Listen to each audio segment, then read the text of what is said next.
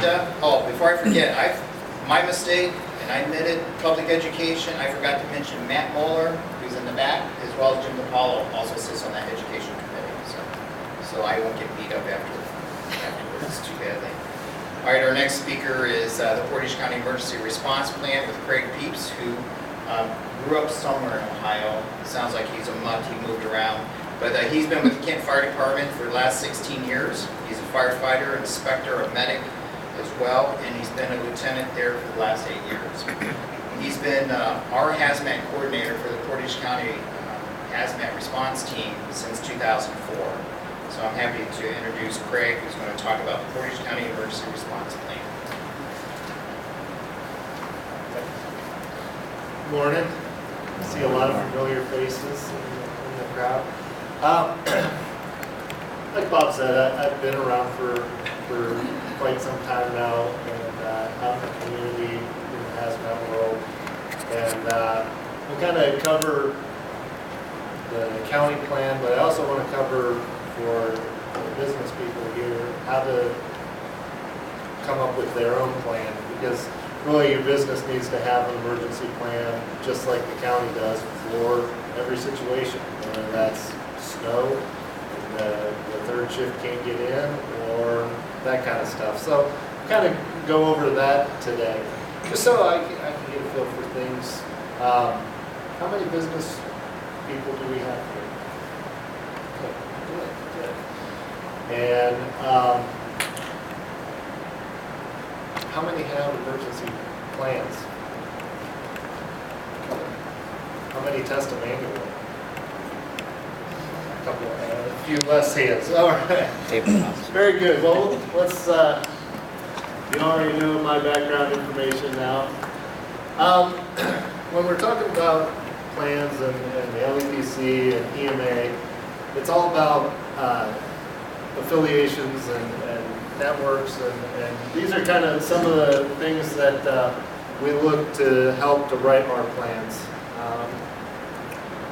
And a little history of the EMA. How many people remember civil defense? Maybe crawling under a chair and practicing that in schools. Then it grew and came down to disaster services and through the adjunct general's office. When I started in the service, it was under public service, and then 9/11 happened, and we got rolled over into Homeland Security, where we are today. Mission: coordinate activities and support the 4 parts of the plan: mitigation, preparedness, response, recovery functions. That's what we do. We try to get the scene or issue safe and taken care of, and get the citizens back into their normal life. That's basically what we try to do. Sometimes it takes longer than others, but we try to get the recovery done. Safer future. And it really takes all of us in this room, business, government, working together to make that vision happen. And I know I have very good relationships with businesses in the county and working with them and training with them, so we know what's going to go on if there is an emergency. The mill. I've been in the mill hundreds of times and meeting with Red, trying to tweak his safety plan and help him wherever I can. So I'm available to any company in the county that wants help in looking at their plan. In fact, the EHS facilities, how many people have EHS in their extremely hazardous chemicals in their facility? Only one? Okay. The rest of y'all are lucky, because I'm going to be visiting with the EHS facilities in the next year, doing a little inspection and helping them out. But he actually likes to be invited in. Yeah, I do. It makes my life a lot easier. Yeah, it makes ours a lot easier. So we've covered the 4 parts of the plan,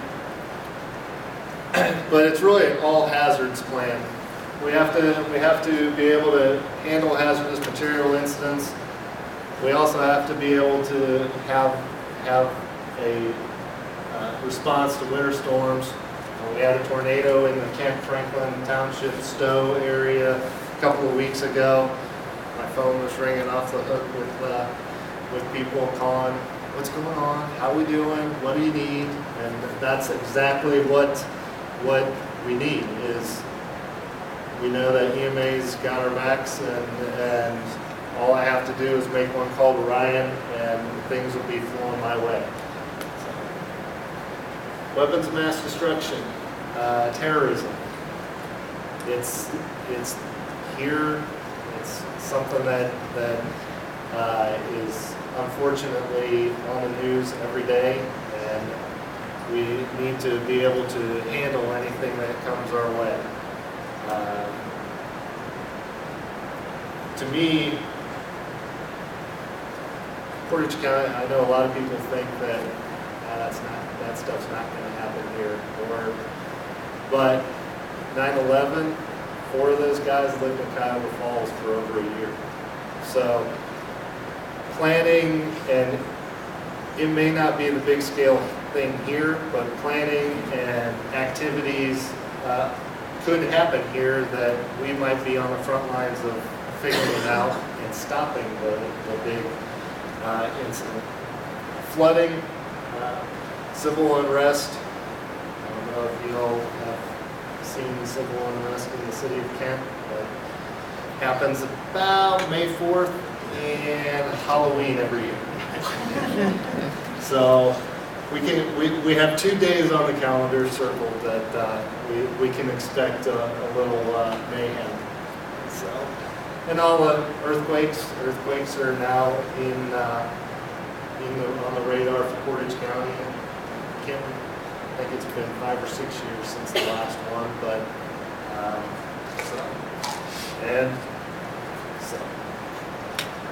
mitigation planning. Really want to sit down and look at what could happen as your plan. And it's for the county. It's required, like Jim said, a plan it has to be reviewed every year and looked at and made sure that it will work. Going back to EMA, some of our responsibilities at EMA, 911, which is Patty getting 911? Okay, Patty's now in charge of the 911 responsibilities. We'll just kind of go through some photos here of different calls that we could handle. Wind damage. I saw this kind of stuff a couple of weeks ago when the tornado came through. We have, last week there was an oil pipeline that burst in a lake down in Stark County. We've got 6 pipelines that either go through water, around water, or near water. So this could very well happen. And we've met with the oil companies and kind of come up with a plan of action already in case it does happen. So, truck overturn. We get a lot of our HazMat calls are the HazMat material diesel. We get pretty good at handling the where it gets interesting. Last November, there was a rollover of a gasoline tank or a diesel tanker in Ravenna Township. 8,000 gallons is a lot more than a 100-gallon fuel tank, but they lost all 8,000 gallons onto the road, into the ditch, into the creek that fed the river, that fed the water reserve. So we kind of had a lot of action. We have plugs now that we can stick into storm drains to keep it from flowing through. We did some diking and damming and mostly kept it out of the river, but whatever got into the river, we were able to catch downstream before it got into to the lake. So that ended up being a 2-week project. Our part was obviously that first day, but EPA and the cleanup contractors were out there another 2 weeks in the snow trying to get that diesel all cleaned up. Commercial sites, a lot of companies have closed. When they close, some of them decide to leave in the middle of the night, and then they leave their chemicals in the factories or where they just leave. So then we've got to decide how to handle this stuff. Through EPA, through our partnerships with EPA and different programs, we get this stuff cleaned up and taken away. We can also see this in houses, and a lot of times it's with police involvement, and it's called meth. That's what we come across is shelves of different chemicals, and it amazes me the way that people can come up with mix this and run it through this tube and soak it for a couple of hours, and then you get this powder that will make you feel. It amazes me that the chemistry behind it. Heating oil spills. We get a lot of heating fuel spills at residents. Big problem with this is EPA, and we really don't have any legal means to help clean up. So it falls back on the resident, unfortunately, to foot the bill on that. So insurance and that kind of stuff. Oil drilling, we've had several calls where at the drill site that lightning has struck the holding tanks and blew them up, and now we have oil out in the field.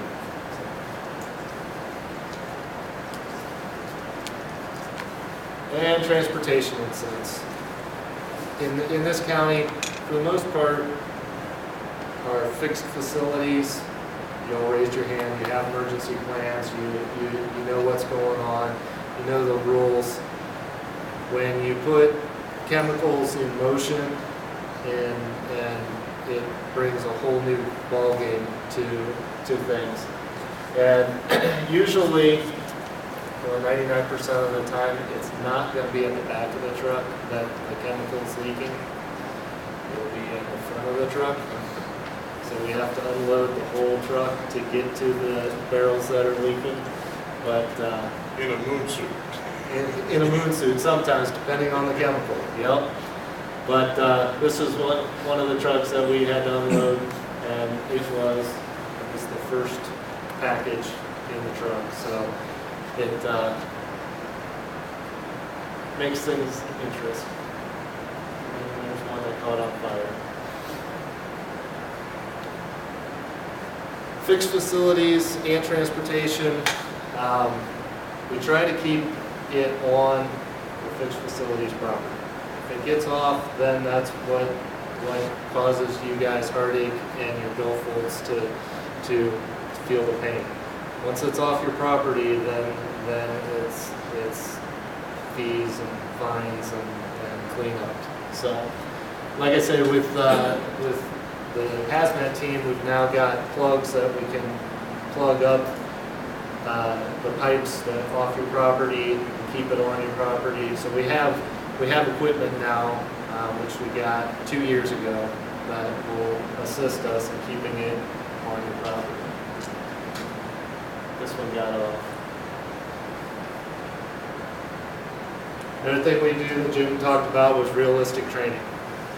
This was several years ago, but it goes to show you that we are willing to do live training, and we crunched the bus up. We put people in it and practice what we would do if a school bus got hit at a crossing, which unfortunately happens. So we were able to get everybody off the bus and into triage and off to the hospital, and really practice on how we would handle that. And you all know that half the issue here is mom and dad coming to the scene and how we're going to handle that. So it helps to practice these kind of things so that we know how to handle it in real life.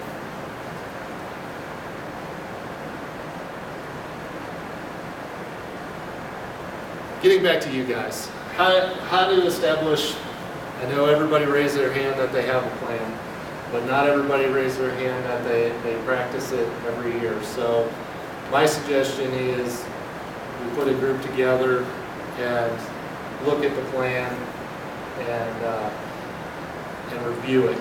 Make sure that you have an all hazards plan that you can handle every situation. We'll kind of go over how to do that. So establish a team, and then step 4, implement the plan. I know a lot of times the problems with plans are they're written by 1 or 2 people, and there's 100 people in the company, and 98 of them don't know what the plan is. So that's what we're trying to avoid. So I'm going to go over some things here. Size of the team depends on the size of the company. How many people are on your safety team? 6. How many people are at your company? 24. So, quarter. Okay. Who are active members? Who are advisory? Obtain input from all functions, and that's from the top executive to the manual labor person. And have participants appointed in writing so that that group is known and it can be shared with the whole company. Just by forming the team and giving them the power to meet and look at the plan, that kind of gives them that authority to change. We suggest that the plant manager or chief executive kind of heads the team and kind of guides that review. We all have plans, so we know the purpose of them, but we want to take the time to review them and make sure that they're perfect. A lot of companies have, in the last 5 years, changed the chemicals that they use, changed their process to get below thresholds and get so that they don't have to report and that kind of stuff. But have they reviewed their plans, and do their plans still have chemical XYZ that's bad in their plan? So that's why an annual review is necessary. Budget may consider overtime for some people to join the group and do their planning. Review the plans, policies, meet with outside groups. Call me up. You can call EMA and we'll sit down with you guys and review your plans, kind of walk around, show you if we see anything that could be helpful safety-wise. We'd be more than happy to come out and help you look around and review your plan. LEPC. It's another group that you can call on to get information and maybe direction on who might be in the same boat as you that are working through the same problem. I recommended a company talk to the mill that had dust issues. The mill does Couple a years ago. fantastic job of keeping the flour dust down. They have to, what is it, an eighth of an inch that it Yeah. can't be any more than that. Yeah. But I was seeing an inch or more dust on things in this other company. They came down, talked to them, and figured out how to do a cleaning schedule. So it's simple stuff like that. Use us as a springboard